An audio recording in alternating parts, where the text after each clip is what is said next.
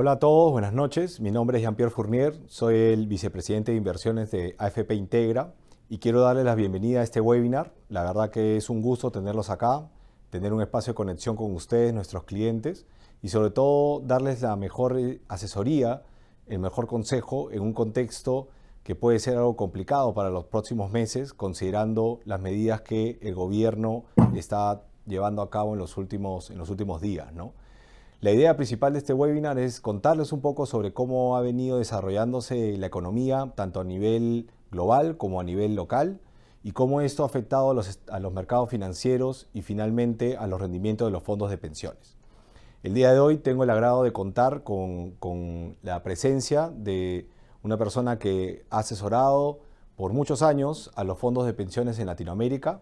Su nombre es Alberto Bernal, él es el Chief Global Strategist de XP Investments, una compañía con una capitalización bursátil de más de 13 mil millones de dólares, encargada de dar servicios financieros a inversionistas institucionales y personas de alto patrimonio.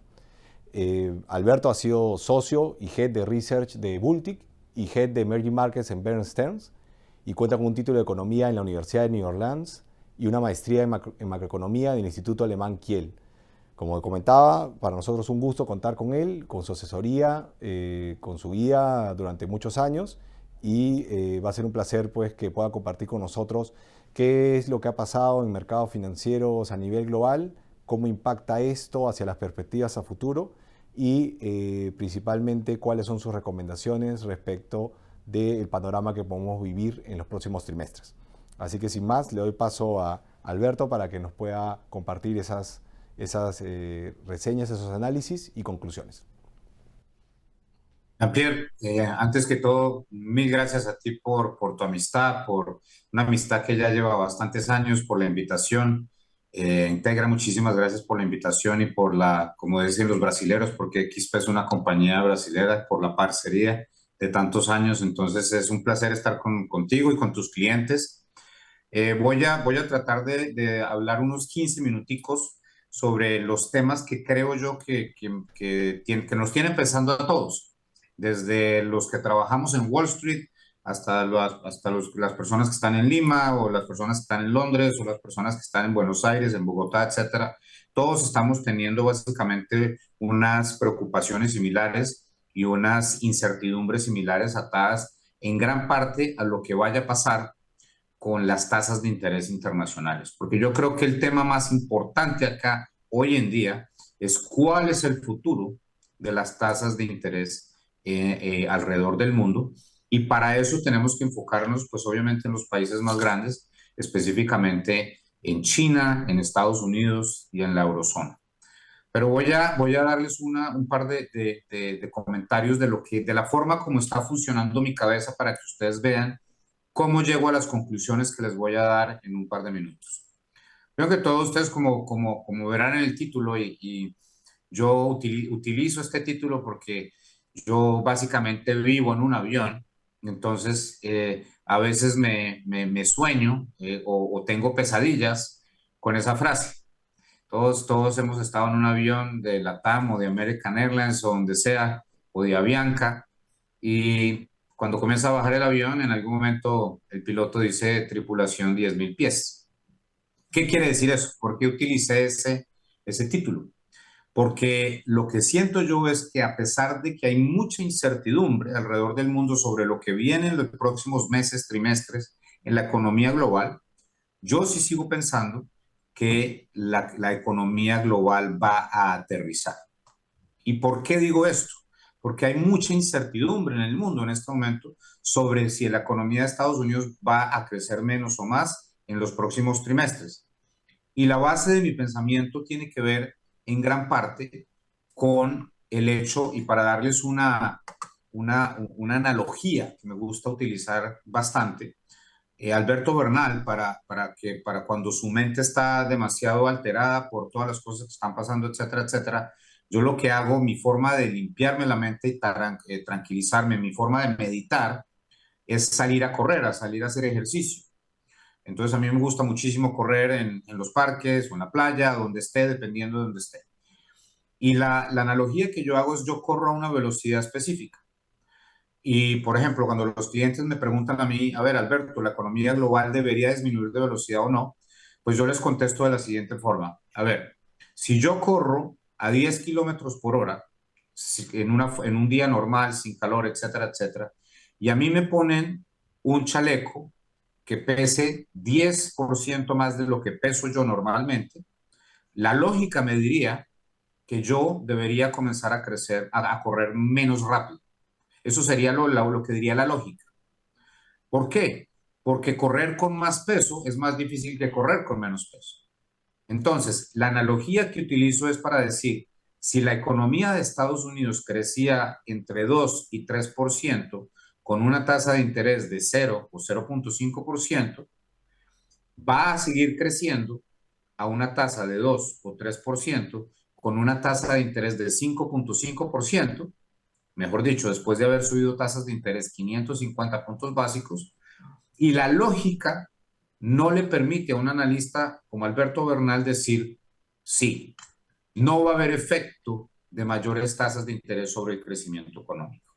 Entonces, yo lo que veo es, primero que todo, tengo que decir que estoy extremadamente impresionado de la capacidad, de la resiliencia que ha tenido la economía de Estados Unidos y sobre todo el consumidor para mantener sus hábitos de consumo a pesar de las mayores tasas de interés. Entonces, eso es algo que yo tengo que decir que me impresiona mucho y yo eh, he venido hablando de la o de la muy segura desaceleración de la economía de Estados Unidos por ya bastantes meses y no lo hemos visto, hay que decirlo. Y eso es una gran noticia en cierta forma porque excelente. Si Alberto Bernal puede correr a la misma velocidad que corría antes con un chaleco que pesa 20 libras más, pues entonces Alberto Bernal tiene un estado físico increíble y eso es una muy buena noticia porque quiere decir que su salud, su corazón está bien, sus pulmones están bien, etcétera, etcétera. Pero insisto, hay una gran resiliencia, pero como decimos los colombianos, yo creo que de eso tan bueno no dan tanto. ¿Y por qué? ¿Por qué pienso yo eso? Porque la mayor razón, uno de los mayores eh, situaciones que permiten el consumo es cuando las personas y las familias tienen ahorros. Si yo tengo ahorros, a pesar de que me gane lo mismo y las cosas estén más caras, yo puedo mantener un ritmo de consumo igual, a pesar de la inflación.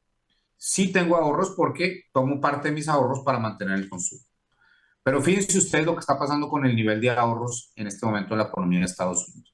El nivel de ahorro de la economía, esta gráfica que ustedes están viendo ahí, es una gráfica que muestra la participación en porcentaje del ahorro contra el pago que recibe una persona que trabaja en Estados Unidos. Durante pandemia, por cada $100 que recibía una persona en Estados Unidos, ahorraba 35. ¿Por qué? Pues porque no había nada en que gastarse. Se reabre la economía y fíjense ustedes que cae fuertemente el ahorro, vuelve a subir el ahorro cuando el presidente Biden anuncia un estímulo fiscal y fiscal adicional, básicamente darle más dinero a los consumidores, y de ahí cae fuertemente y hoy en este momento estamos en niveles del 4%, que es un nivel que en mi opinión no es sostenible en el tiempo. Ustedes lo sabrán, si uno ahorra solamente 4 centavos de los $100 que recibe al mes, eso no alcanza para el retiro. Entonces el norteamericano del común está ahorrando muy poquito. Y eso es un viento en contra porque eventualmente esa persona va a tener que consumir menos. Entonces, una de las razones por las cuales pienso que se va a disminuir el crecimiento económico. La segunda es porque realmente después de lo que se vio en pandemia, del exceso de, digamos, de migración que hubo en Estados Unidos, gente de Nueva York viniéndose a Miami o a Fort Lauderdale, gente de Los Ángeles yéndose a Austin o a Dallas o a Houston, básicamente gente del norte de Estados Unidos viniéndose al sur de Estados Unidos porque digamos, las restricciones de COVID en el sur de Estados Unidos fueron mucho menores que las del norte. Todo eso generó un incremento fuertísimo en las casas y como había COVID también, pues había una cantidad de problemas de las cadenas de valor y entonces no se construyeron suficientes casas. ¿A qué voy con todo esto? Que los precios de las casas en Estados Unidos están hoy en día en un nivel que simplemente no le permiten a la gente comprar una casa. Estoy hablando de la gente del común, no la gente millonaria o la gente que tiene mucho dinero. Antes de la pandemia, costaba una casa promedio $400,000 en Estados Unidos. Eso implicaba que una familia del común se endeudaba en $320,000 porque en Estados Unidos hay que poner el 20% de cuota inicial y el banco le presta uno el 80%. Pre-pandemia la tasa de interés a 30 años era 3,25, el pago mensual era 1,392. En este momento una casa promedio vale $500,000, o sea, vale $100,000 más, lo que quiere decir que se tiene que endeudar una familia en $400,000 y la tasa ya no es 3,25, sino es 8,25. Entonces, el pago mensual ya no es $1,390, sino es $3,000. $36,000 anualizado. Y el ingreso promedio de una familia en Estados Unidos es $75,000 brutos, que quiere decir que son más o menos $65,000 netos. Entonces, solamente el de hipoteca ya se gastó más del 60% del ingreso total de la familia y no ha comido, no ha pagado colegios, no ha pagado seguros de salud, no ha hecho nada. Básicamente, gran parte de la población de Estados Unidos, de la clase media, está por fuera de tener una capacidad de compra de una casa en este momento. Y eso es un viento en contra muy importante. Entonces, ¿qué quiere decir esas dos cosas que yo les acabo de mostrar? Alberto Bernal sigue pensando que la economía de Estados Unidos se va a desacelerar. Y si la economía de Estados Unidos se va a desacelerar, yo sigo pensando que la inflación se va a desacelerar también progresivamente. Ya se ha desacelerado en una forma importante, esta gráfica lo muestra, pero creo que se va a desacelerar aún más la inflación. ¿Por qué? Porque mi trabajo es hacer una cantidad de ejercicios econométricos, estadísticos, para tratar de decirles a ustedes, a mis clientes, algo inteligente sobre lo que puede pasar en el futuro. Porque desafortunadamente mi trabajo es un trabajo imposible. Alberto Bernal, XP, le paga para que trate de adivinar el futuro. Básicamente, yo soy un Walter Mercado con una serie de grados de economía más, pues digamos, más evolucionados. Entonces, todo este tema obviamente pues es un tema muy difícil de pronosticar, pero con modelos estadísticos uno tiene la capacidad de avanzar y de dar visiones al respecto. Entonces, yo pienso que la inflación va a seguir bajando. En gran parte, ¿por qué? Porque las rentas en Estados Unidos por fin están bajando. Y esta gráfica que ustedes ven ahí es una de las gráficas más importantes que tiene la economía global en este momento. La línea gris muestra una cosa que se llama Owner's Equivalent Rent. Owner's Equivalent Rent es eh, digamos, una fórmula gubernamental que busca tratar de darle un valor a lo que pagaría Alberto Bernal de renta si él no fuese dueño de su casa. Entonces, eso es un estimado de cuánto pagaría Alberto Bernal de una renta. Eso es una regla muy complicada, es una fórmula muy complicada y básicamente es difícil de pronosticar, pero hay formas de mostrar cómo podría pasar o qué podría pasar o qué va a pasar a futuro con eso, por ejemplo, utilizando las rentas nuevas, que es la línea azul que ustedes están viendo ahí.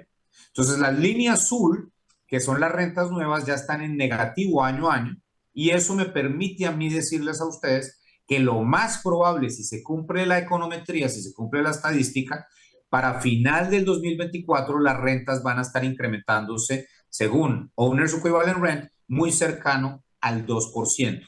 Y si eso llega a pasar, pues entonces esta gráfica que ustedes ven sobre la inflación se va a cumplir. Y si esa gráfica se cumple, pues vamos a tener una visión positiva sobre el futuro de las tasas de interés. Otra buena noticia que está pasando en este momento en el mercado es que las expectativas inflacionarias, que eso es, digamos, una forma que utilizamos los analistas del mercado para decirle a nuestros inversionistas, a nuestros clientes, miren, el mercado a través de un cálculo matemático que se hace, esa línea amarilla que ustedes ven ahí se hace a través de un cálculo matemático inmediato a través de los precios del mercado. Esa gráfica me dice que la inflación o las expectativas de los inversionistas en el mundo para con la inflación de Estados Unidos se han mantenido estables, muy estables, a pesar de que la inflación en el corto plazo se ha incrementado. Y esto es una gran noticia. Esto es lo que se llama la famosa credibilidad sobre el trabajo del Banco Central de Estados Unidos. Y esto es una gran noticia nuevamente y implica que deberíamos tener un poco menos de inflación a futuro. ¿Cuáles son los riesgos? Los riesgos para esta visión sobre la inflación tienen que ver con los salarios, y ya les digo el otro que es mucho más complicado. ¿Por qué los salarios? Porque realmente yo, Alberto Bernal, llevo 23 años viviendo en Estados Unidos y yo les puedo decir una cosa. Yo nunca jamás había visto a la economía de Estados Unidos más fuerte. Cualquier persona que quiera trabajar en Estados Unidos en este momento tiene empleo. Las personas que están desempleadas en Estados Unidos en este momento son porque no les da la gana trabajar. En todos los restaurantes que entra uno, en todos los McDonald's que entra uno, en todos los almacenes que entra uno, en la ventanita dice help wanted, help wanted. O sea, cualquier persona que quiera conseguir un trabajo en Estados Unidos hoy, la consigue hoy. Eso es una belleza es un gran logro social de Estados Unidos y la verdad lo único que hay que hacer es aplaudirlo. A mí en la universidad me dijeron que cuando un país estaba en pleno empleo, los salarios deberían seguir incrementándose en una forma muy significativa. Pero miren ustedes lo que está pasando. Los salarios están cayendo. Perdón, no están cayendo, si la velocidad del incremento de los salarios está cayendo. Las pequeñas empresas están teniendo que pagarle menos a un nuevo empleado en términos de incrementarle su salario. Y una cosa que se llama el Atlanta Fed, que es un índice que trata de medir los salarios en todo el país, ha pasado de incrementarse durante pandemia 6.5% a 4.8% en este momento. Entonces, esto es una buena noticia. Puede cambiar y si llega a cambiar, ahí tenemos un problema para la inflación y para los mercados y para las monedas latinoamericanas, por ejemplo. Pero si sí sigue bajando, pues tendremos unas buenas noticias. El otro riesgo está atado al precio del petróleo. El precio del petróleo atado a lo que pueda pasar en el conflicto en Medio Oriente. Todos ustedes ven noticias y leen periódicos y todos ustedes han seguramente leído esa noticia de que Israel supuestamente Irán estaría dispuesto o a punto de atacar Israel a través de misiles. Si eso llega a pasar, tenemos un problema, porque realmente si Irán se mete en el conflicto, entre Palestina e Israel, pues vamos a tener un problema porque Israel va a reaccionar de una forma muy importante, muy seguramente bombardeando Teherán, y si Israel bombardea Teherán, pues entonces Irán va a tomar decisiones muy complicadas que implicarían que unos obstáculos muy importantes para el mercado de petróleo, porque Irán básicamente maneja el estrecho de Hormuz y el 30% de toda la oferta de petróleo global cruza el estrecho de Hormuz. Entonces Irán tiene la capacidad de poner al mundo de rodillas si decide cerrar el paso por el estrecho de Hormuz. ¿Por qué no lo hace desde este momento? Porque eso también le va a costar a Irán. Si Irán no puede mandar su petróleo, si el resto de los países no pueden mandar su petróleo, pues Irán tampoco lo puede mandar y Irán no tiene dinero. Entonces hay un tema ahí y por eso es que es difícil hacer exactamente la proyección de cuánta es la probabilidad de que eso pase. Pero digamos que la buena noticia hoy es que el mercado le sigue dando un riesgo de que eso pase bastante bajo y por eso es que incluyo esa línea amarilla que tiene como una pendiente a la baja. Eso es el mercado de futuros del petróleo, que sigue mostrando una caída de los precios a futuro. Si el mercado estuviese pensando que había un riesgo de ataque, esa línea no sería hacia abajo, sino sería para arriba. Entonces es muy importante y es una buena noticia que se esté viendo esa disminución que se mantenga esa tendencia o esa expectativa de que los precios van a caer. Eso es muy importante. Ahora, ¿qué dice el mercado? Y yo ya les voy a decir qué pienso yo que va a pasar. Entonces, el mercado internacional está enfocado y lleva todos estos meses discutiendo de un tema muy específico. En la jerga de los analistas de Wall Street, la cosa es un cut, two cuts, five cuts, four cuts. La discusión es cuántas veces va a disminuir la Reserva Federal y el Banco Central Europeo las tasas de interés. Y todos los analistas hacemos todos los ejercicios y gastamos neuronas tratando de decir algo inteligente al respecto. Esto que les estoy mostrando se ve complicado, pero no lo es. Y solamente, por favor, les pido que se enfoquen en esto.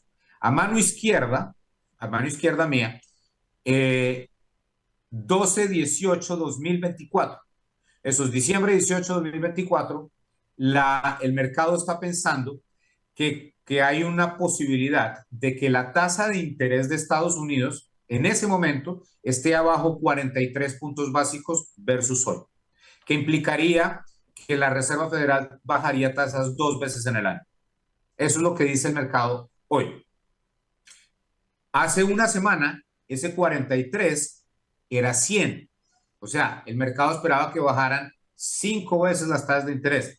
Hace 2 semanas 5, hoy 2 veces. ¿Por qué? Porque salieron unos datos de inflación en Estados Unidos que no fueron tan buenos y porque el empleo sigue creciendo muy fuerte en Estados Unidos. Eso desde el punto de vista de Europa, de Estados Unidos. En el caso de Europa, que está a mano derecha, y donde dice 12-12-2024, ahí dice menos 0.75. Quiere decir que el mercado espera que el Banco Central Europeo vaya a bajar las tasas de interés en 75 básicos de aquí al final del 2024. Eso es lo que dice el mercado hoy. Estas gráficas las tomé hace 2 horas, las pegué pues hace 2 horas y es lo que está pensando el mercado. Ustedes están viendo eso. En el caso de China, el mercado sigue esperando que lo que van a hacer los chinos es más bien imprimir más dinero y bajar más las tasas de interés porque China está en plena deflación. O sea, en China no tiene un problema de inflación, sino tiene un problema es de deflación. Muy importante tener en cuenta eso. Implicaciones de todo lo que está pasando, porque esto tiene unas implicaciones muy importantes para los portafolios y para los mercados. Si yo tengo razón en lo que les acabo de decir sobre la inflación y sobre el crecimiento, si Bernal tiene razón, van a pasar las siguientes cosas. De aquí a final del 2024. La Fed va a bajar tasas de interés 4 veces, o sea, 100 puntos básicos. El DXY, que es el dólar norteamericano, va a perder valor, o sea, se va a volver más barato para las personas de Perú venir a Orlando a Disney World, y el euro se va a ir a 1.15, que quiere decir que las personas de Alemania van a tener mayor facilidad para venir a veranear a Miami, porque otra vez el euro está en 1.07 hoy, sería 1.15 si yo tengo razón. El mercado de Estados Unidos terminaría, el mercado más importante, muy seguramente en 5.300, quizás un poquito más arriba. O sea, pagaría más o menos un 10% en el 2024. Pero los mercados de la eurozona pagarían más porque el euro se pone más fuerte.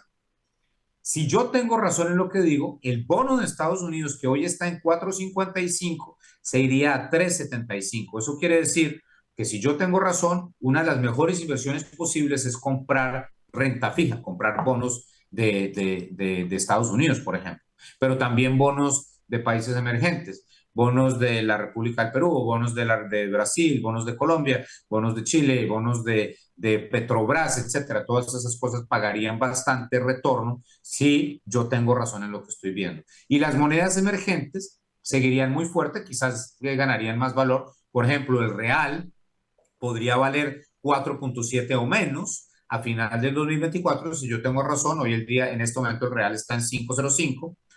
Y la renta fija local, por ejemplo, muchos inversionistas en Boston lo que hacen es comprar bonos locales de la región emergente porque pagan una tasa de interés más alta porque hay mucho más riesgo, pero también porque esperan que Alberto Bernal tenga razón en lo que diga y por lo tanto las monedas se aprecien. Si se llegan a apreciar las monedas, pues entonces gana mucho más ese fondo de Boston que le gusta comprar deuda local. Y por último, los mercados en China recuperarían un valor fuerte porque los mercados en China les ha ido extremadamente mal durante los últimos 2 años. Si Bernal se equivoca, si el tripulación 10.000 pies no pasa y la economía de Estados Unidos no aterriza, sino sigue creciendo increíble, a pesar de que hay mucho más unas tasas de interés más altas, etcétera, etcétera, pues que es una gran noticia para mí desde el punto de vista personal porque yo vivo acá y la economía seguiría muy fuerte, pero nuevamente implicaría que yo me equivoco en mi análisis. Si Bernal se equivoca, la Fed no baja tasas o quizás baje una vez, lo que implicaría que la estrategia más lógica quizás para la gente que no quiere tomar mucho riesgo es quedarse en el corto plazo comprando unos bonos del gobierno de Estados Unidos a muy corto plazo. El dólar ganaría valor, que implicaría que el euro perdería valor, lo que implicaría que Estados Unidos se pondría, digamos, en términos relativos más caro, sería mucho más fácil para una persona que gane en dólares ir a vacacionar en Lima que una persona que gane en Lima en soles venir a vacacionar en Miami. Básicamente es lo que estoy diciendo.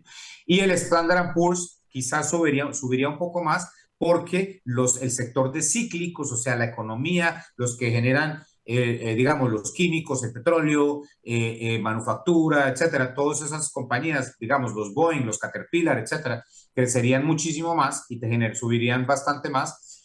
Y la región emergente y Europa sufrirían bajo este escenario. ¿Por qué? Porque Estados Unidos es mejor inversión y comenzaríamos a ver cada momento en la prensa internacional de finanzas que nuevamente que the US is the only game in town. O sea, lo único que hay que hacer es comprar Estados Unidos y olvidarse del resto. Y una frase que se ha comenzado a oír porque la economía sigue tan fuerte, que es el famoso US exceptionalism, que no puede, no pasa, no importa qué puedes hacer, qué hagan con las tasas de interés, igual Estados Unidos va a seguir creciendo. Eso es excepcional. Yo sigo pensando que eso es una imposibilidad, por eso digo que Bernal se equivoca, pero bueno, cualquier cosa puede pasar en este mundo.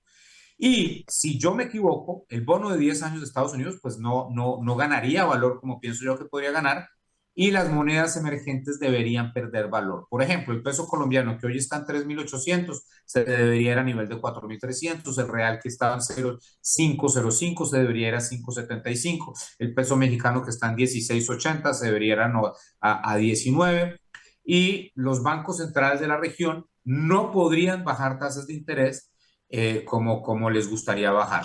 Por ejemplo, básicamente, ¿qué estoy diciendo? Que a pesar de que, digamos, Julio Velarde tenga una intención de bajar tasas tanto, no las podría bajar porque si Estados Unidos no baja, pues puede que pueda bajar un poco, pero no lo mismo que le gustaría bajar, porque, como decimos los colombianos, Estados Unidos es el papá de los pollitos. Y con eso termino esta introducción, mi querido Jean-Pierre, espero que no me haya excedido demasiado. No, no te preocupes, Alberto. Muchas gracias por compartir todas estas conclusiones que creo que son bastante importantes. Yo solo quería anotar un par de conceptos importantes que rescato de la presentación y que creo que todos los asistentes a nuestro webinar deben tomar en cuenta, ¿no? Que es que hay ciertas variables clave que van a determinar cómo puede ir la economía en los próximos trimestres y que pueden tener un impacto de alguna manera en los mercados financieros, en los precios de las acciones, en los precios de los bonos, en los precios de las monedas, tal como estabas comentando hacia el final, ¿no? Y el día de hoy la variable más importante es cómo finalmente se va desarrollando o va evolucionando la tasa del tesoro de los bonos de Estados Unidos a partir de la evolución de la inflación, ¿no? Y acá yo creo que hay que de repente retroceder un paso y ver esto en perspectiva y reconocer de que hemos pasado en muy poco tiempo por diferentes ciclos económicos y de una manera muy dispara a nivel global, que es algo que no vivíamos antes del COVID. Recordemos, vino el COVID, hubo que encerrarse en casa, hubo un tema de movilidad que afectó directamente a la economía, hubo una recesión en ese momento y a partir de ahí la recuperación fue muy rápida para algunos países, sobre todo para Estados Unidos, y bastante lenta para otros, sobre todo aquellos que están en países emergentes. Esa disparidad y esa recuperación tan rápida ha permitido que Estados Unidos crezca a niveles bastante altos y de manera sostenida. Y hay otros países, otros bloques económicos que han ido haciendo lo que llaman el catch-up, es decir, teniendo una recuperación importante, pero hemos llegado a un punto en el que esa cantidad de dinero, esa cantidad de ayuda que hubo para las familias y para las empresas tenía que salir, ¿no? Y eso lo vivimos en el año 2022, un año de tasas al alza, rendimientos en mercados globales bastante negativos, y empezamos a ver un 2023 que algunos pensaban en que iba a generarse una recesión en algún momento, pero lo que comentaba Alberto, ¿no? Estados Unidos demostrando que el consumidor es muy fuerte, gastando los ahorros que tuvieron de la época de pandemia y generando una resiliencia importante para que esa caída no fuera muy fuerte. Por supuesto, eso que es bueno puede ser un poco malo para el tema de la inflación porque no cae a los ritmos que se quisieran y termina siendo un poco resiliente. En los últimos 5 meses, la inflación evaluada mes a mes ha ido ligeramente al alza. ¿Esto quiere decir que hay un rebrote de la inflación? Bueno, más que nada es una normalización, ¿no? Al final del día hemos pasado por diferentes etapas en diferentes sectores y en diferentes bloques económicos y es natural que en un momento, después de haber venido de tasas de inflación de más de 8% y nos encontramos hoy día por debajo de 4%, pues en algún momento sea más difícil bajar y llegar a ese 2% que comentaba Alberto, ¿no? Entonces, creo que el tema es verlo en perspectiva y si nos ponemos a pensar en qué es lo que puede pasar en los próximos 12 a 24 meses, es que más allá de la volatilidad deberíamos ver niveles de tasa más hacia abajo y rendimientos de activos, sobre todo de renta fija, pues en terreno positivo, ¿no? Creo y coincido con los riesgos que ha mencionado Alberto. Definitivamente el alargamiento de un periodo de crecimiento con una inflación que no es tan baja puede ser incluso hasta peligroso en algún momento porque es como que extiendes un poco el periodo de bonanza y después podría venir un periodo de repente en que los bancos centrales tengan que ajustar un poco más los cinturones o reajustarlos de alguna manera y eso podría gatillar igual finalmente una recesión, como decimos, no necesariamente tan severa, pero en algún trimestre de fines del 2024 o para el próximo año, ¿no? Entonces, vamos a ir paso a paso. Creemos que las noticias en general han sido positivas y eso es lo que de alguna manera hemos visto en los rendimientos de los activos, ¿no? Yo voy a hacer una conexión en este momento con qué es lo que está pasando con los fondos de pensiones, ¿no? Y antes de pasar de repente a los rendimientos, solo quiero que recordemos por un segundo cuál es la composición de los fondos, ¿no? Cuando ven en su pantalla la composición del fondo 1, del fondo 2 y del fondo 3, y vemos cuáles son las características de los activos que están dentro de los fondos, podemos entender luego cómo es que son los rendimientos de estos fondos. Finalmente, el rendimiento de cada uno de ellos es el promedio ponderado, si quieren verlo así, del rendimiento de los activos que están dentro de cada uno de ellos. Entonces, por ejemplo, el fondo 1 es un fondo de renta fija, ¿no? 91% del fondo de renta fija, una parte importante local y una parte importante internacional.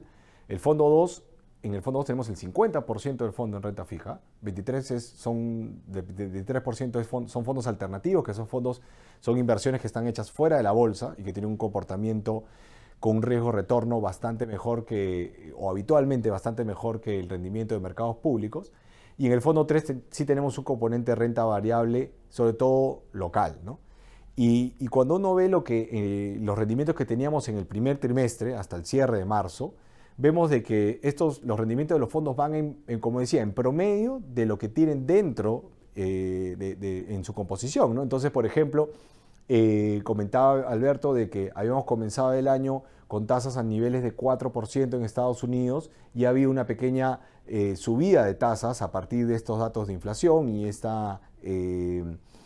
de repente excesivo optimismo que hubo desde el comienzo de año para que la inflación caiga mucho más rápido, ¿no? Y esto, bueno, genera una volatilidad de corto plazo y eso ha generado que haya rendimientos ligeramente negativos en el mundo de la renta fija.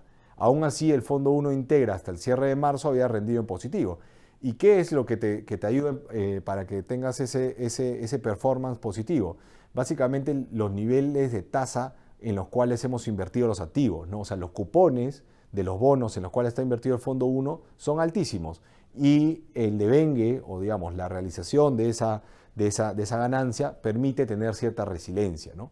El fondo 2 tiene un componente también importante de renta fija, también tenía un rendimiento hasta fines de marzo, tenía un rendimiento positivo de 1.4%, y el fondo 3 era el que más se había visto favorecido, sobre todo empujado por lo que vemos en la segunda línea, que es la renta variable local, que al cierre de marzo había tenido un rendimiento extraordinario. De hecho, en algún momento de marzo estábamos por el 13% de rendimiento en la renta variable local y la bolsa peruana era una de las mejores del mundo. ¿no? Y entonces, llevando a contexto lo que nos contaba Alberto, y cuando yo les muestro estos rendimientos, pues uno ve que hay relativo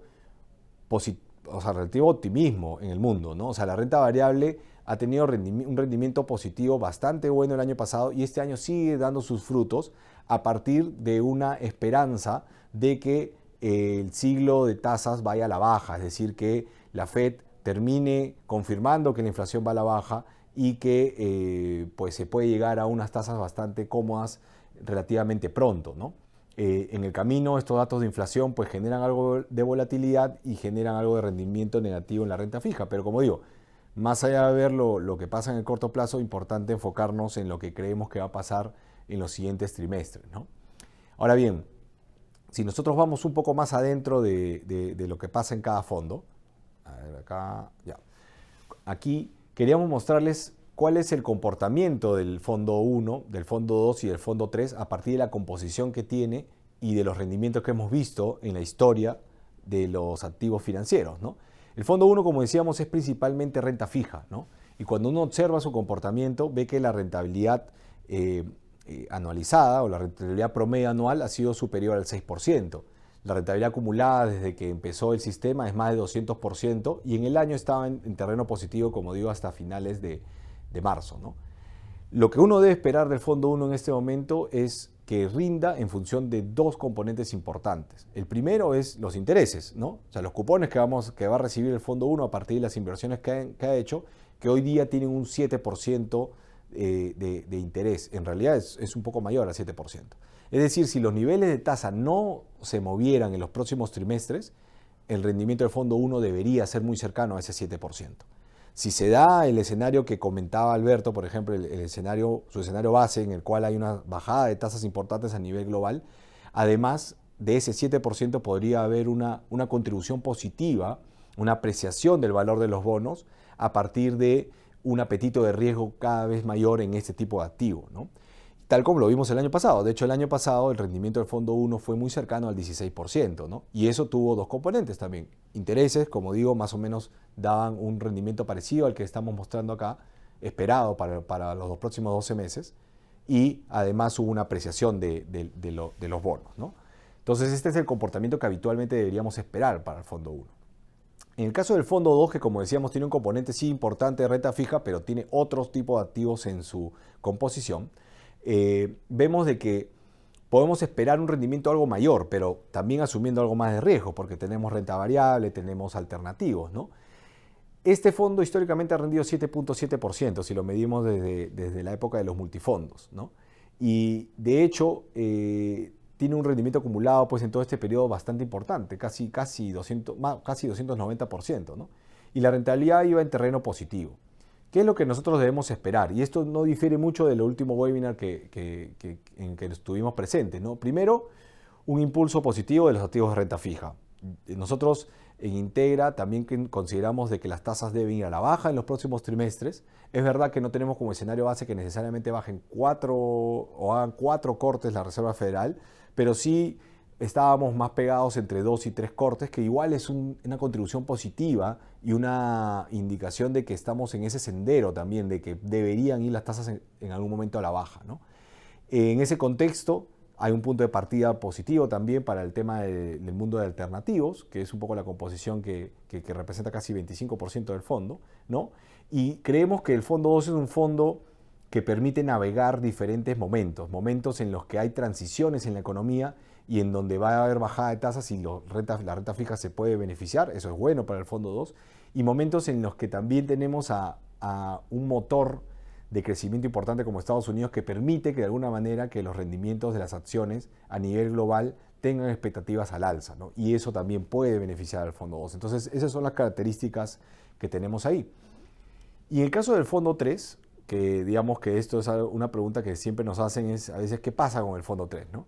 Y cuando uno ve en la historia cómo se comporta el fondo 3 termina siendo un vehículo, le llamamos, ¿no? Un fondo que va acumulando durante mucho tiempo un estadio, digamos, de casi de no movimiento y después se generan algunos rendimientos extraordinarios en periodos relativamente cortos de tiempo.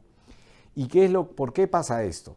Básicamente porque al tener un componente importante de renta variable local, lo que uno necesita para que el rendimiento de la renta variable local sea positivo es que el mundo, o sea, que haya un doble efecto, un efecto del viento de afuera muy positivo y que los vientos locales también sean positivos, ¿no? Y cuando eso se materializa, pues todo el valor que existe en la bolsa local, que definitivamente es alto, el valor intrínseco de la bolsa local es alto, pues termina materializándose en precios y por eso es que vemos esos rendimientos súper fuertes, ¿no? Pero es muy importante acá también resaltar que fuera del tema de la volatilidad y que puede haber periodos de maduración, le diría yo, después si uno ve la tendencia, siempre vemos después de ese rendimiento súper alto a observar cómo el acumulado total termina siendo mayor que el de los otros fondos, ¿no? Y de hecho, desde el periodo post-COVID, el rendimiento del fondo 3 había sido más de 50%. Y como ven, hacia el final, un rendimiento bastante bueno en los últimos 5 meses. Éramos una de las bolsas con más rendimiento en el mundo, ¿no? Como comentaba, ¿no? Apoyados también con este tema, digamos, de resiliencia de Estados Unidos y crecimiento y, bueno, rendimiento positivo de los commodities, ¿no? Y entonces lo que uno debe esperar del fondo 3 es que tenemos como decía, un punto de partida bueno para el mundo de los alternativos, que son activos que están fuera de la bolsa. Tenemos un tema importante de valor intrínseco de las acciones locales. Nosotros en su momento, en diciembre, decíamos, hay un potencial de rendimiento positivo para la bolsa local a partir de recompra de acciones de las empresas, potenciales adquisiciones. De hecho, hay una empresa china que quiere comprar en el distribución, hay un capital europeo que está queriendo comprar otros activos de energía aquí en Perú, y este tipo de compras pues generan pues normalmente, no siempre, pero habitualmente, una prima de pago por control y generan pues un rendimiento adicional. Y también hay un tema de que ante las dificultades de crecimiento que existen a nivel local, las compañías lo que han hecho ha sido optimizar la caja, y al optimizar la caja generan unos excedentes que finalmente retribuyen a los accionistas, y eso también de alguna manera se termina materializando en rendimientos positivos, ¿no? Entonces, creo que esto es importante recordar. Esto es lo que teníamos de foto hasta finales de marzo, y por supuesto en el camino apareció un gran problema, una gran debilidad que tenemos, que es que hay poca estabilidad en la parte política, ¿no?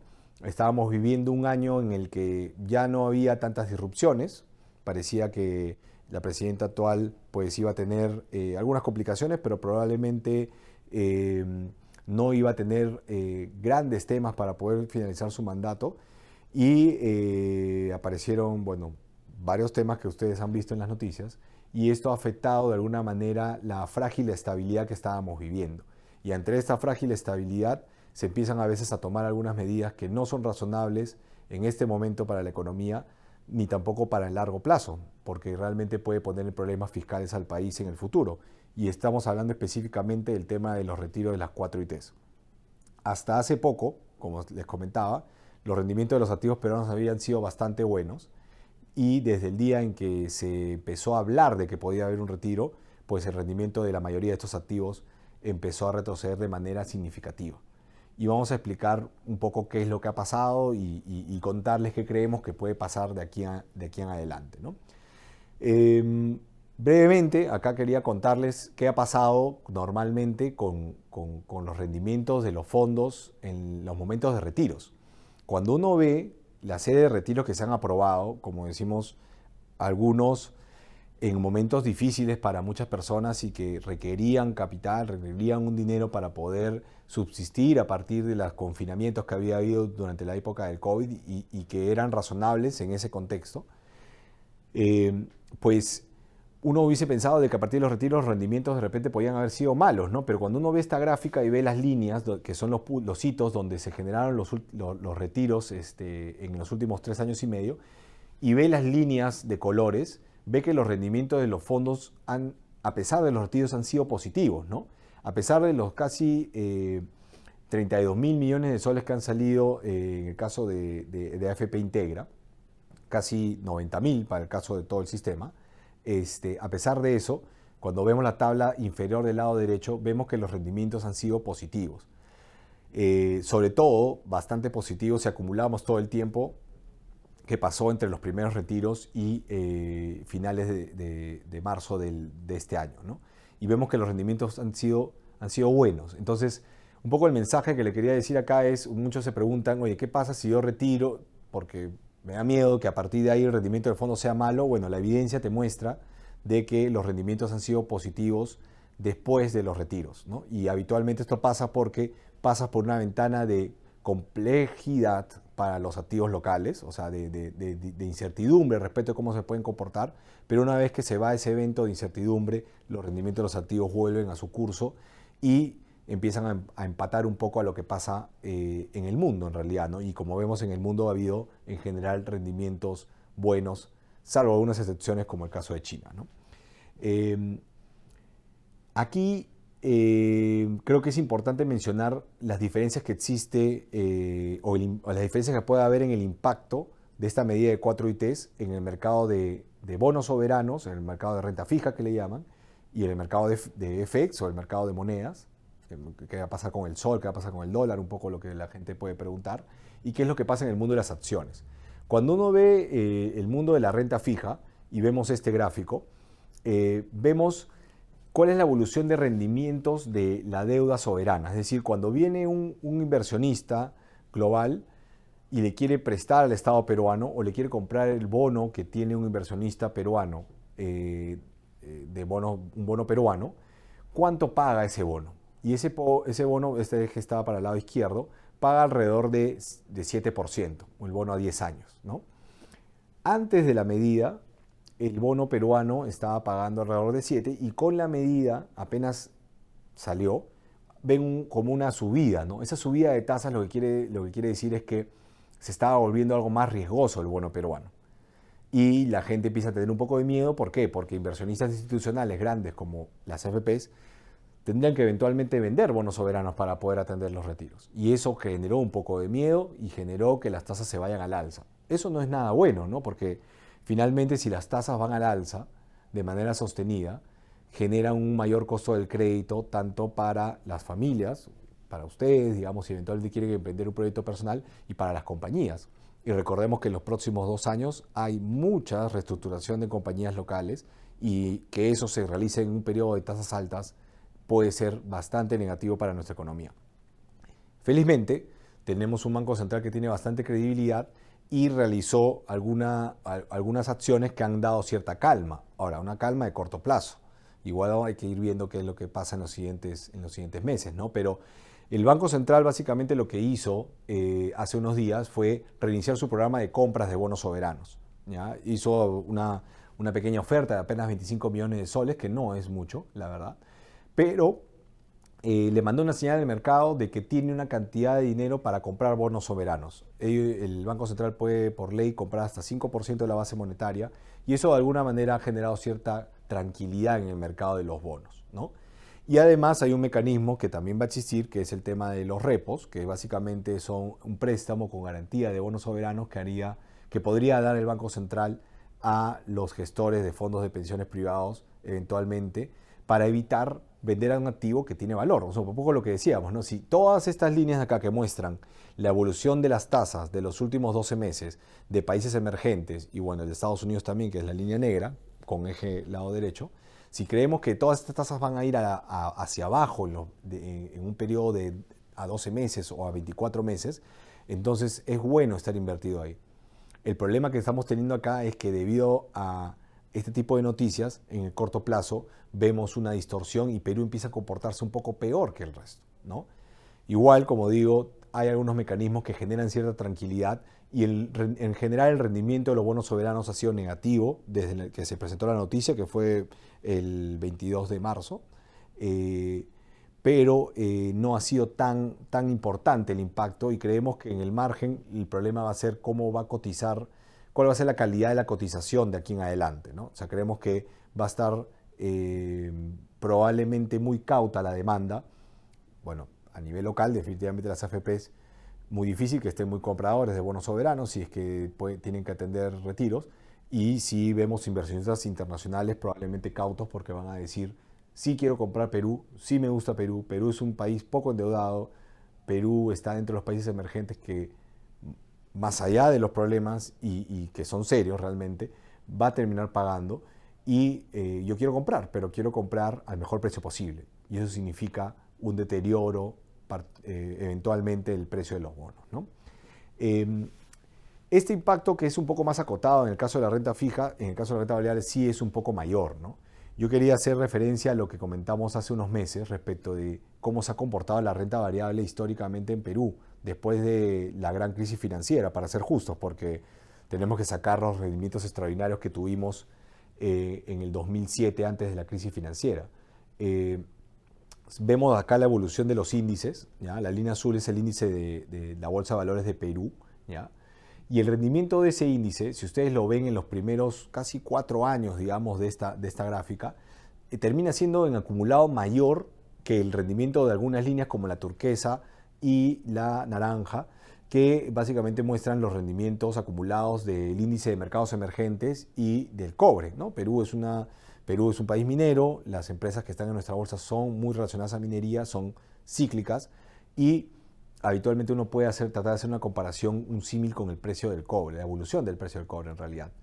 Y cuando uno ve este periodo dice, el inversionista internacional creía que Perú tenía algo distinto que el mundo, algo distinto que el resto de emergentes. Y ese algo distinto iba a ayudar a que la economía creciera, las utilidades de las empresas crecieran y que finalmente pues, el precio que se pueda pagar por estas empresas sea cada vez mayor. Llegó un periodo en que esto se terminó. Básicamente yo lo llamaría un periodo de menor credibilidad en Perú, ¿no?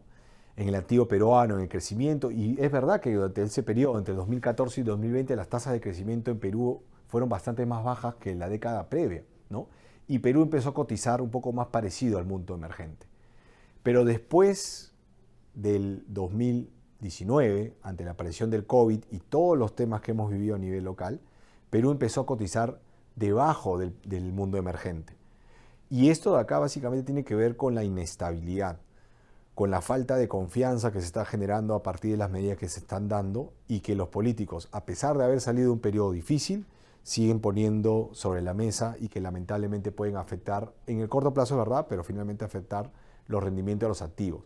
Como ven acá, Perú tuvo, gracias a los vientos de afuera, gracias a la resistencia de la economía global y al aumento de los precios de los commodities, del cual se espera un siglo bueno para los próximos años, pues tuvo una oportunidad de otra vez empatar al mundo emergente en términos de rendimiento acumulado.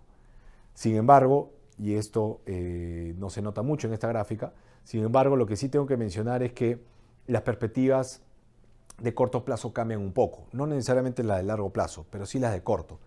En diciembre del año pasado nosotros mostramos esta tabla o una tabla muy parecida en la que decíamos en la bolsa local hay mucho valor. Eso de ahí no ha cambiado. Es verdad que hay todavía valor en la bolsa local, las empresas que están en Perú pues han estado muy baratas por mucho tiempo y han estado a la espera de un periodo un poco más de calma, ¿no? Para crear un poco de confianza.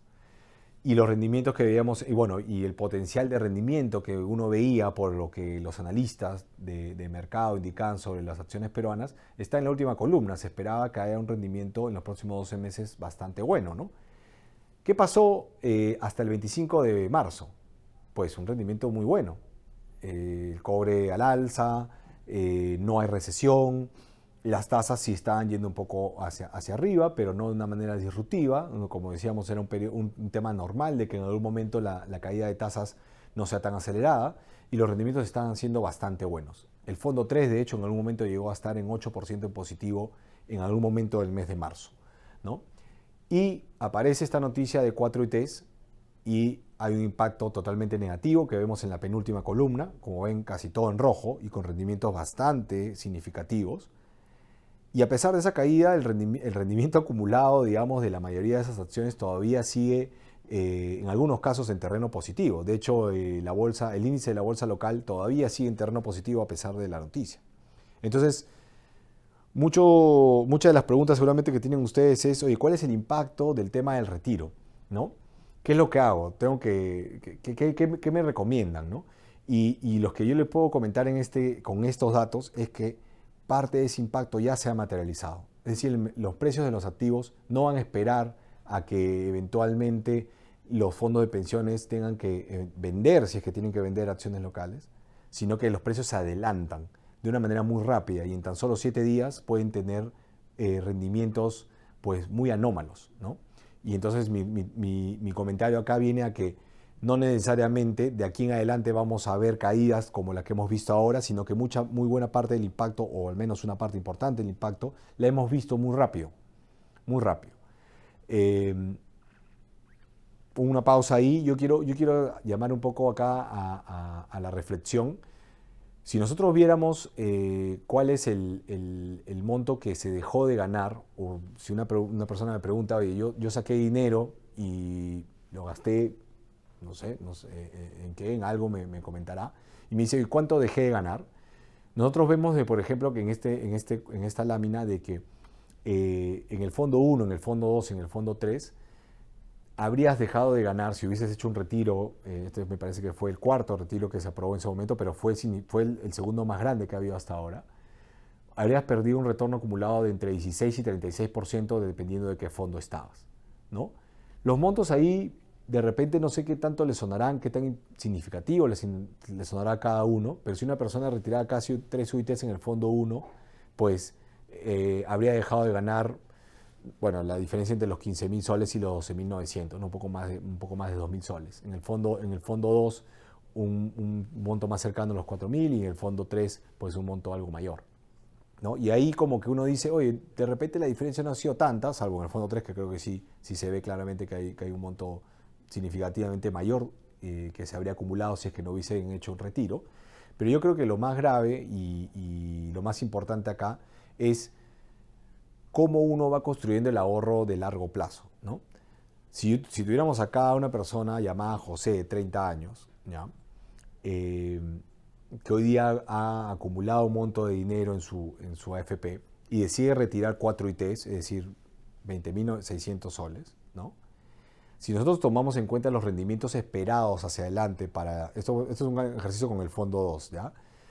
Tomando algunas rentabilidades históricas, pero también que están dentro de las expectativas de lo que uno puede esperar de rendimiento para este fondo. Un fondo mixto, un fondo que debería rendir entre 7 y 8% en soles anualizado, ¿no?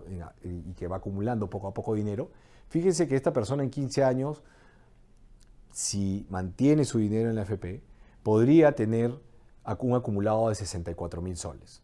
Es un monto importante, ¿no? Y si nos vamos más allá y nos vamos un poco a la etapa de jubilación, eso puede significar casi 300.000 soles.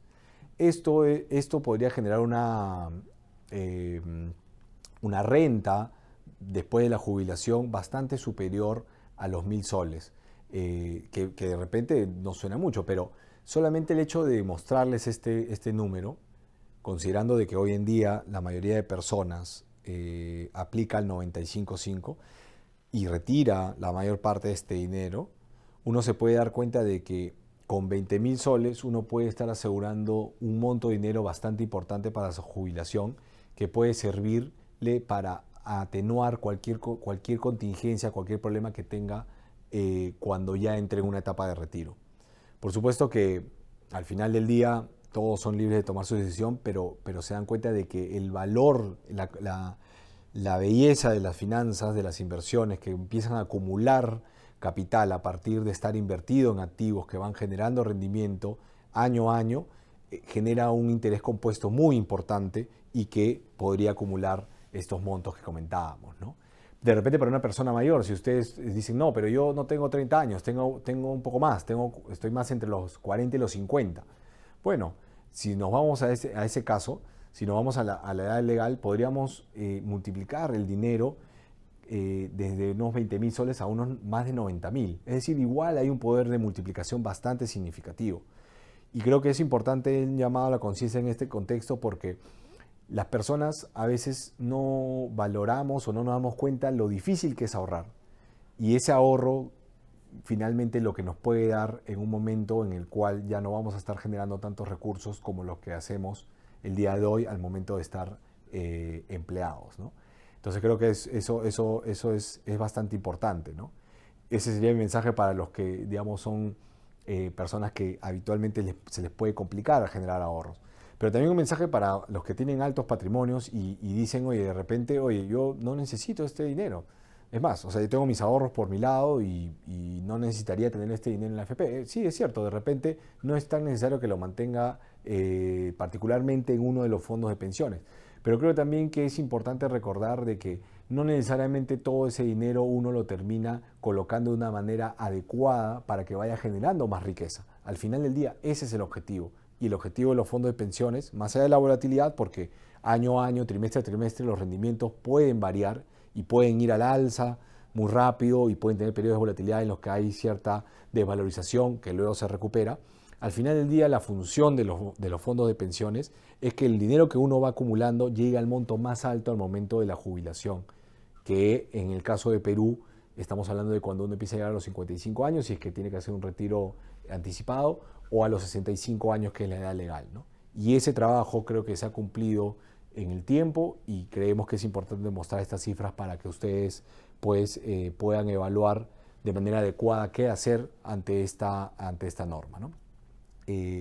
Lo que comentaba, o sea, la rentabilidad acumulada de los multifondos ha ido al alza, ha habido periodos de volatilidad. Fíjense en el 2020 el COVID, el efecto que tuvo y el miedo que tuvimos todos por lo que estaba pasando en ese momento, y también el temor que tuvimos de qué podía pasar con los fondos de pensiones. Y a pesar de esa caída, cómo se recuperó, en este caso, de la mano con todas las medidas que se dieron a nivel global, muy rápidamente ese rendimiento.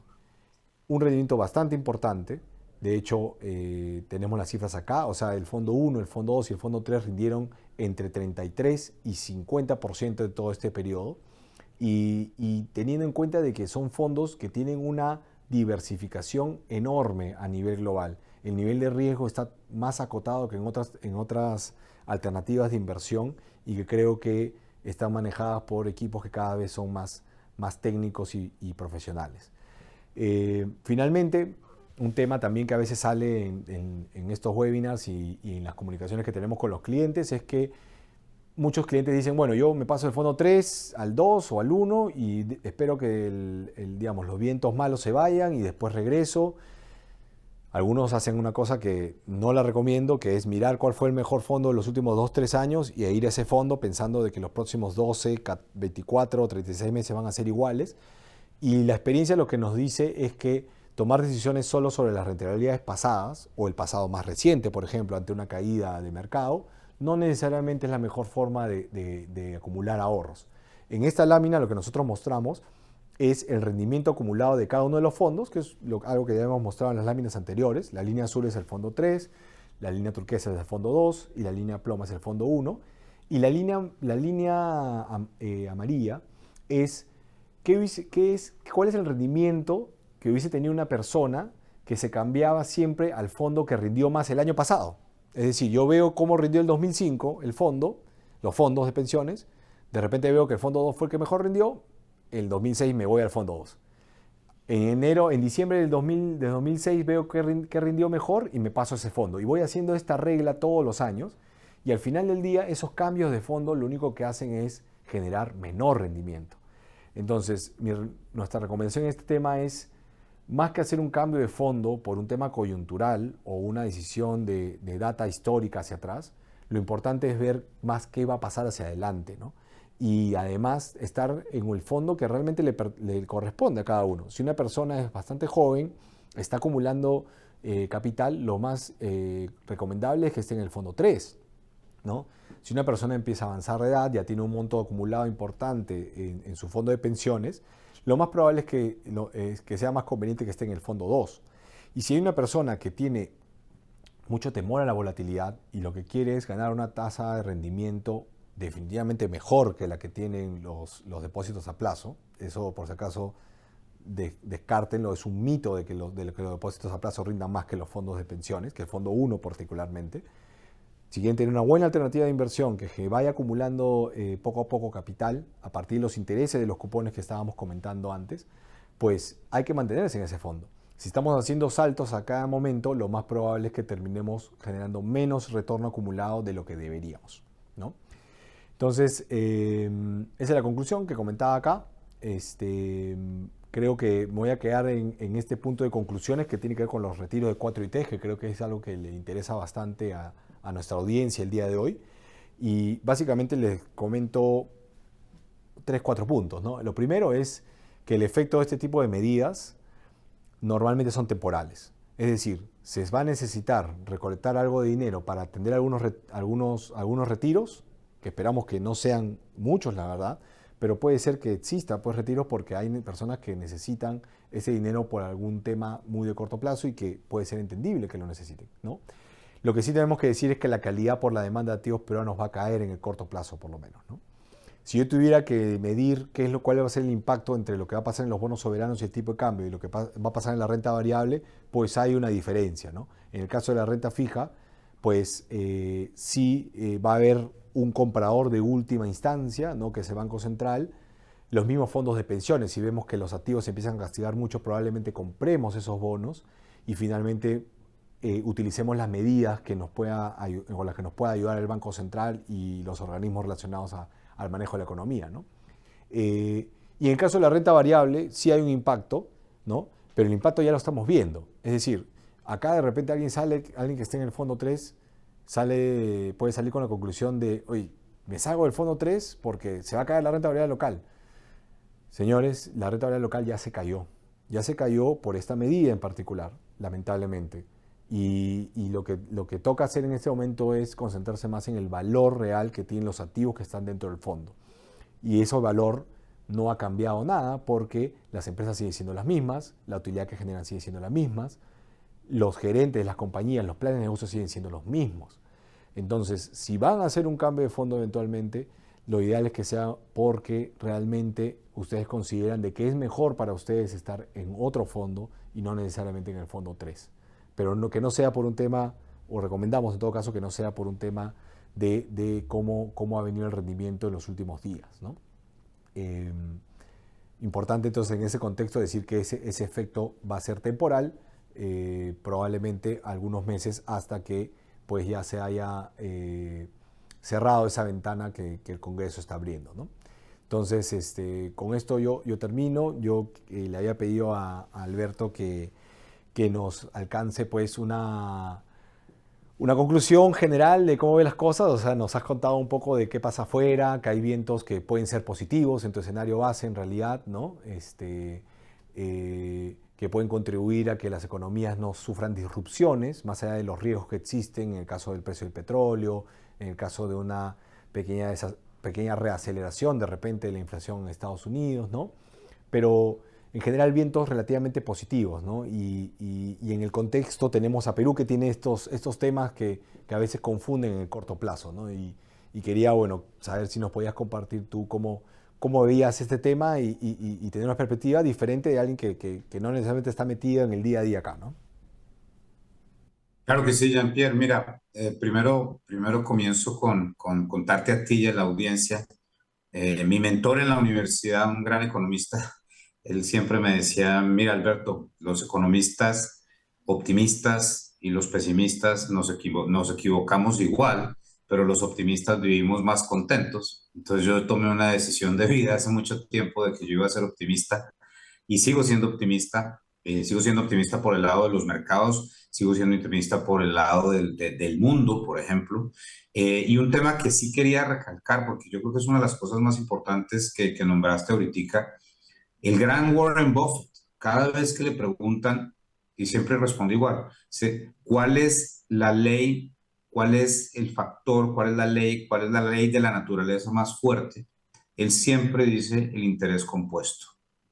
Alberto Bernal es un fiel creyente en el interés compuesto y yo cumplo a rajatabla en mi día a día, en mi vida, con lo que he aprendido del poder del interés compuesto. Entonces, Alberto Bernal, cada 15 días, cuando le pagan, una parte de su dinero se va a sus fondos donde estoy invirtiendo desde hace muchísimo tiempo y yo no lo miro. Y yo lo dejo crecer, lo diversifico, obviamente, basado en lo que he aprendido básicamente en finanzas durante toda la vida, y que uno no puede tener todos los huevos en la misma canasta, pero pues obviamente haciéndole el ejercicio y no hago lo que tú dijiste también ahorita, que es que, mejor dicho, comprar el fondo que mejor ganó el año anterior y quedarse ahí. Es más, en mi maestría, yo hice mi tesis de maestría en NASA exactamente en ese hecho. Y yo lo que hice fue probar econométricamente con otro colega economista que hacer eso era un error garrafal desde el punto de vista de crecer el ahorro de la familia. Entonces yo soy un fiel creyente en el poder del interés compuesto y en mi vida personal y en mi vida, en mis finanzas, cumplo a rajatabla con eso. Yo nunca retiro de mis cuentas de ahorro pensional o de mis cuentas de ahorro de broker, porque lo que quiero es tener un ahorro suficiente para cuando ya no tenga la capacidad de trabajar y pues para poder disfrutar a los nietos. Por el lado de Perú, mira, tú lo nombraste. Realmente lo que está haciendo el Congreso de Perú es una pésima idea. Eso no te lo tengo que decir yo a ti, no te lo tengo que decir a las personas que están en este webinar. La razón de ser del ahorro pensional es tener ahorro para la pensión. Entonces, violar la génesis de por qué existe lo que hay que existir, pues es un error grandísimo. Pero yo te digo una cosa, es increíble la resiliencia que tiene la percepción de riesgo del Perú con los inversionistas internacionales. Te lo dice un colombiano, donde en Colombia se estuviesen haciendo esta clase de decisiones políticas, como retirar de los fondos privados, etcétera, la función de reacción de los mercados no hubiese sido tan leve como la que se vio en Perú. Ahorita estaba revisando mientras tú hablabas. El CDS de Perú hoy, o sea, el contrato, el seguro que uno compra en Wall Street para cubrirse ante la eventualidad de que Perú tenga un default, deje de pagar sus deudas, cuesta 75 puntos básicos, 75. El de Colombia cuesta 285. Te lo dice un colombiano.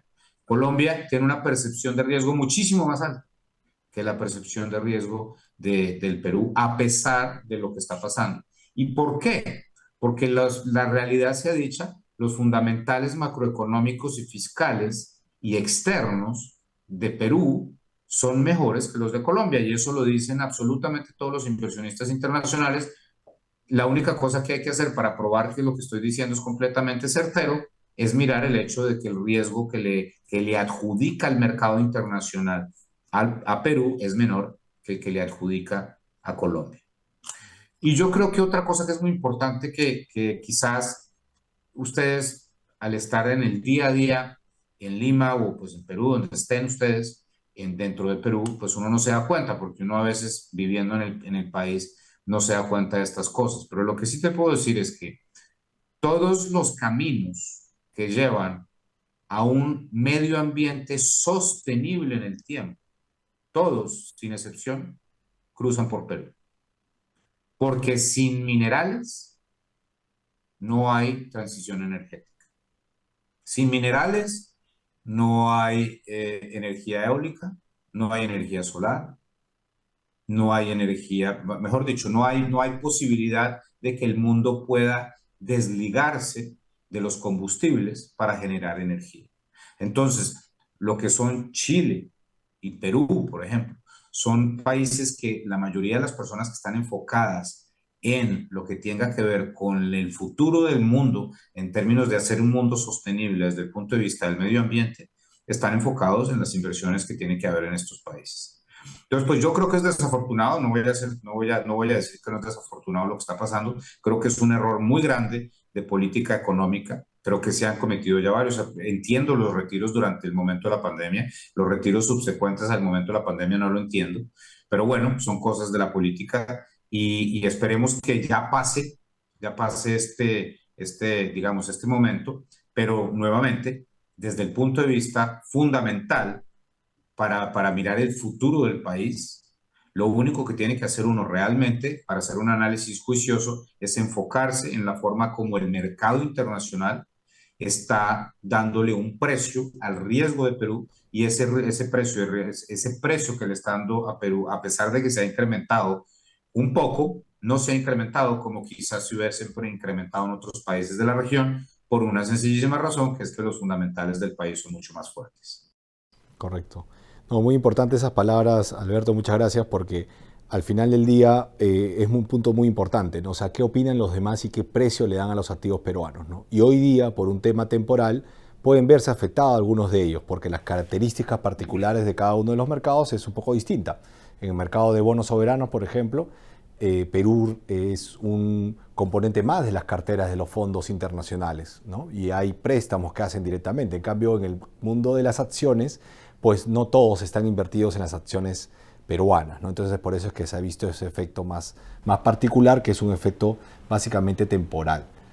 Por supuesto, nadie quiere estar atrapado en una historia de valor que no se destapa, ¿no? Pero creemos de que eventualmente una combinación de vientos de afuera y algo más de estabilidad local puede ayudar, ¿no? Ahora quería aprovechar para comentarles de que pueden alcanzarnos algunas preguntas. Estamos en esta sección en la que yo voy a leer algunas que ya nos han alcanzado, pero hay un punto ahí en sus pantallas en el cual pueden alcanzarnos alguna pregunta si es que la tienen, ¿no? Voy a pasar a esta etapa. Bueno, estas preguntas me toca tomarlas a mí, Alberto. La primera pregunta que tengo es si ya puedo retirar mi dinero de la AFP. Bueno, lo que ha sucedido el día de hoy es que se ha confirmado en el Congreso una votación que indica de que va a poder haber un retiro extraordinario de 4 UITs, sin restricciones aparentemente, y eso de ahí tiene que pasar por un periodo de revisión por parte del Ministerio de Economía. El Ministerio de Economía puede observar la norma o puede no decir nada. En caso no diga nada, pues la norma se va a ratificar. En caso el Ministerio de Economía tenga alguna observación, pues va a volver a esto al Congreso y el Congreso eventualmente podría aprobar por insistencia esta norma, ¿no? Y en el camino podrían haber algunas modificaciones, vamos a ver. Pero lo cierto es que a partir de ahí empiezan a correr algunos días en los cuales tienen que haber reglamentaciones y lo que yo les recomiendo es estar atentos un poco a las noticias, lo que podamos informar nosotros en nuestra web, en este caso, para que también puedan identificar cuáles son las fechas correspondientes, ¿no? Pero básicamente lo que les comento es que va a haber un proceso que puede durar entre 10 a de repente 30 días para que eventualmente ya esté claro cuál es el mecanismo, ¿no?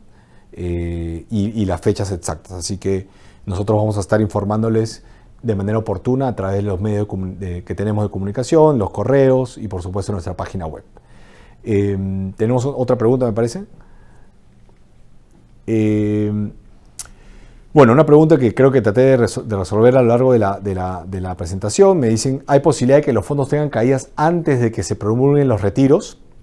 La respuesta es sí. Un poco les comentaba, habíamos tenido un rendimiento súper bueno hasta casi finales de marzo y lamentablemente ante la posibilidad de que se apruebe la medida, los mercados se adelantan, todos los inversionistas pues empiezan a tomar un recaudo del efecto que esto puede tener y eso ya se ha materializado en la bolsa local, sobre todo, algo también en los bonos soberanos, aunque como comentaba Alberto, pues ahí hay otros inversionistas también y la caída ha sido bastante más acotada, ¿no?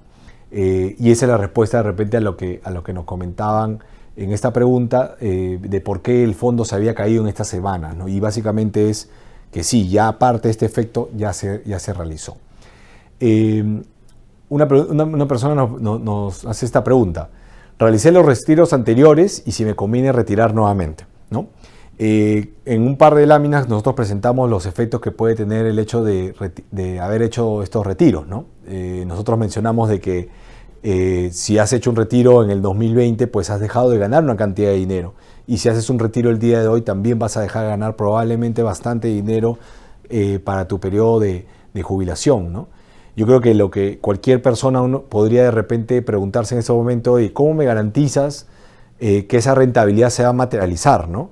De repente viene una crisis y de repente me conviene retirar. Bueno, lo que podemos asegurar es que el rendimiento esperado de los fondos al final del día es equivalente al rendimiento de los activos que están dentro del fondo. Y esos activos habitualmente, a pesar de las desvalorizaciones que pueden haber de corto plazo, se recuperan y se recuperan con bastantes creces, ¿no?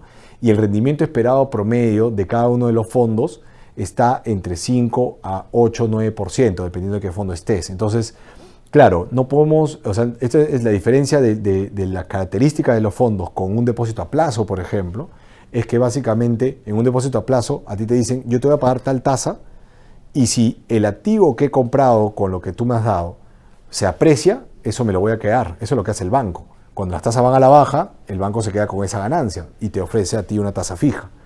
En el caso del fondo 1, por ejemplo, que es el más parecido, en el caso de la renta fija, lo que te va a ofrecer es un rendimiento, que como comentaba en este momento está alrededor del 7%, y además si es que hay una apreciación de los bonos por una caída de tasas, todo eso te lo va a entregar, tal como hizo el año pasado con un 16% de rendimiento, de hecho, ¿no? Entonces creo que eso es importante marcar como diferencia, ¿no? Otra pregunta era, comentaron que por los retiros los fondos están cayendo, eso es cierto. Digamos, no tenemos una cifra oficial porque tenemos que ver cómo termina el mes de abril, pero sí es cierto de que había un efecto. Y me preguntan si sería mejor opción cambiarme al fondo 1. Acá nuevamente un poco tomando los comentarios que hice al final de la presentación, los comentarios que tenía Alberto. No es muy recomendarse tratar de lo que llaman timear, ¿no? O sea, encontrar el mejor momento para ahorrarse un poco la volatilidad, porque eventualmente lo que puede pasar es que uno sale del fondo y después dice que va a volver, pero no vuelve y se gana y se pierde toda esa recuperación. Entonces hay que tener cuidado con eso. Yo creo que lo más recomendable es que si eventualmente, más que por los fondos, si ustedes tienen un dinero extra que está en la bolsa y creen que puede tener un efecto de corto plazo, pues recomendaría ser muy metódicos o sabiendo, reconociendo que esto es parte de la volatilidad, o la otra alternativa sería reconocer de que de manera metódica tienen que regresar a esa inversión, porque si no lo que va a pasar es que van a dejar de recuperar lo que los activos pueden rendir en adelante, ¿no? Entonces no recomendamos hacer muchos cambios particulares básicamente por el tema de las últimas noticias, sino que sea algo más relacionado a sus características, a cómo ustedes creen que se puede complementar las otras fuentes de ahorro que tengan o las otras fuentes de riqueza que tengan, y si no la tienen, lo más recomendable es, como decía Alberto, pues tratar de acumular, confiar en este poder del interés compuesto y finalmente acumular montos de dinero que puedan ser interesantes para poder enfrentar un momento en el que ya no vamos a tener ingresos en el futuro, ¿no? Ahí creo que ya no hay más preguntas. Alberto, pues la verdad, muchas gracias por estar acá con nosotros. La verdad que es siempre un gusto y gracias por lo didáctico de la presentación, siempre importante para poder llegar a nuestros clientes. Esperamos que lo hayan valorado bastante ustedes. Esperamos encontrarnos en una próxima oportunidad y por supuesto estamos atentos en todos los canales de atención para poder resolver sus dudas. Y por supuesto les esperamos darles una buena asesoría para que ustedes tomen una decisión sobre todo muy inteligente y a la medida de sus necesidades. Así que Alberto, bueno, muchas gracias por acompañarnos. A ti, Jean-Pierre, muchísimas gracias, mil gracias a Integra, mil saludos a todos por estar y muchas gracias por la invitación y estar en la llamada, en el webinar, perdón. Sí, no, muchísimas gracias a ustedes. Nos vemos en otra ocasión.